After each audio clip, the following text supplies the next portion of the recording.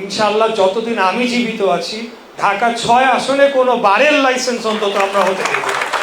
এইটা মসজিদের শহর। কিছুদিন আগে একটা বার নাকি কোথা থেকে একটা তারা এসে এখানে খোলার চেষ্টা করেছে এবং তাদের একটা লাইসেন্স তারা দেখানোর চেষ্টা করেছে। বিগত ফ্যাসিবাদী সরকারের আমলে অনেক কিছুই করা হয়েছে, অনেক লাইসেন্স বহুত কিছুই তারা দিয়েছে, কিন্তু সেগুলা কোনোটাই আইন সিদ্ধভাবে ছিল না বলে আমরা মনে করি ইনশাআল্লাহ যতদিন আমি জীবিত আছি ঢাকা ৬ আসনে কোনো বারের লাইসেন্স অন্তত আমরা হতে দেব। এইটা মসজিদের শহর বলে আমরা জানি, ঢাকা শহর হলো মসজিদের শহর, সেটাকে আপনারা এখন বারের মদের শহর বানাবেন, যেটা বিগত ফ্যাসিবাদী সরকারের আমলে শত শত বারের লাইসেন্স তারা ঢাকা শহরে দিয়েছিল। এরকম বহুবার আপনার ঢাকার অন্যান্য এলাকা, আমি এলাকাগুলোর নাম বলছি না, বা আমাদের এলাকার বাইরে এরকম অবৈধভাবে গড়ে উঠেছে। তো এটা তো হতেই পারে না, এটা কোনোভাবে আমরা হতে দেব না। এবং এই বিষয়ে যে উচ্ছেদ অভিযানটি চালানো হয়েছে সেটাই সঠিক। আমি পরবর্তীতে আইন শৃঙ্খলা রক্ষাকারী বাহিনী সংশ্লিষ্ট থানাকে যথাযথ নির্দেশনা প্রদান করব এবং এই ধরনের মনোভাব বা ইচ্ছা যদি আরও কারো থেকে থাকে তাদেরকে এখনই আমরা সাবধান করে দিতে চাই, আপনারা ভুলেও অন্তত এই এলাকায় এই লাইনে হাইটেন না, তাহলে আপনাদের জন্য সমস্যা তৈরি হবে। শুধু না, আপনাদেরকে নিঃসন্দেহে জেলের ভাত খাওয়ানো হবে, জেলে পাঠানো হবে।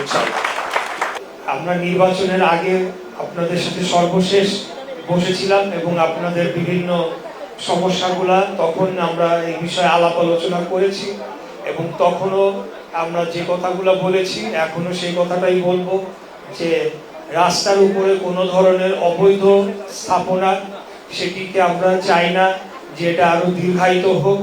এবং ইতিমধ্যে যে উচ্ছেদ অভিযান চালানো হয়েছে সেটা সঠিকভাবেই চালানো হয়েছে এবং যথার্থভাবেই চালানো হয়েছে। এই বিষয়ে আমি নির্বাচিত হয়ে আসার পর ঢাকা ৬ আসনের সংসদ সদস্য হিসেবে আমাদের এই সংশ্লিষ্ট যে কয়েকটি থানা রয়েছে সেই থানা যে ঊর্ধ্বতন আইন শৃঙ্খলা রক্ষাকারী বাহিনীর যারা কর্মকর্তারা রয়েছেন তাদের সাথে আমরা আইন শৃঙ্খলা পরিস্থিতি নিয়ন্ত্রণে আনার এবং স্থিতিশীল রাখার জন্য একাধিক মিটিং করেছি এবং সেই মিটিংয়ে স্পষ্ট নির্দেশনা দেওয়া ছিল যে কোনো ধরনের অবৈধ স্থাপনা যেটি সাধারণ জনগণের চলাচলকে বিঘ্ন করে এবং রাস্তায় যানজটের কারণ হয়ে দাঁড়ায় সেগুলোকে অবশ্যই উচ্ছেদ করতে হবে এবং সেটাকে স্থায়ী রূপ দেওয়ার জন্য, যেটা আপনাদের সাবেক কাউন্সিলর আলহাজ লিয়াকত আলী বলে গিয়েছেন যে এটিকে যদি আমরা মনিটরিং না করি এবং এই যে আপনারা উচ্ছেদ অভিযান করলেন সেটিকে যদি আমরা স্থায়ী রূপ দিতে চাই তাহলে এটা যাতে পরবর্তীতে আবার না গজিয়ে ওঠে সেটার জন্য আপনাদেরকে যেরকম ভূমিকা রাখতে হবে, আমরা আইন শৃঙ্খলা বাহিনী যারা রয়েছেন, সংশ্লিষ্ট থানা কর্তৃপক্ষ রয়েছেন, তাদেরকে আমরা সরাসরি নির্দেশ দিব যাতে তারা এই আবারও যাতে কেউ অবৈধভাবে সরকারের রাস্তা অথবা ফুটপাত দখল করে কোনো ধরনের স্থাপনা নির্মাণ না করতে পারে।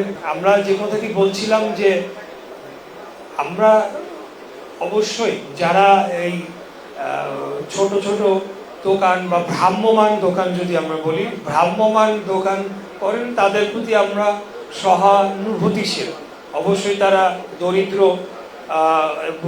দরিদ্র জনগোষ্ঠীর অন্তর্ভুক্ত এবং তাদের বিষয়টি আমরা মানবিক দৃষ্টিকোণ থেকে দেখব, কিন্তু মানবিক দৃষ্টিকোণ থেকে দেখতে গিয়ে কোনোভাবে আমরা রাস্তা আমাদের দখল হয়ে যাবে, ফুটপাত দখল হয়ে যাবে, সেটিকে আসলে কোনোভাবে অ্যালাউ করা যায় না। তো এই ব্যাপারে নিঃসন্দেহে সরকারের, কেন্দ্রীয় সরকারের কোনো না কোনো পরিকল্পনা সামনে আসবে, তখন তাদেরকে পুনর্বাসন করার যে প্রজেক্ট সেটা আমরা তখন বাস্তবায়ন করব যখন সেই কথাটি আপনাদের সাবেক কাউন্সিলর বলছিলেন পুনর্বাসন প্রক্রিয়াটা কি হবে।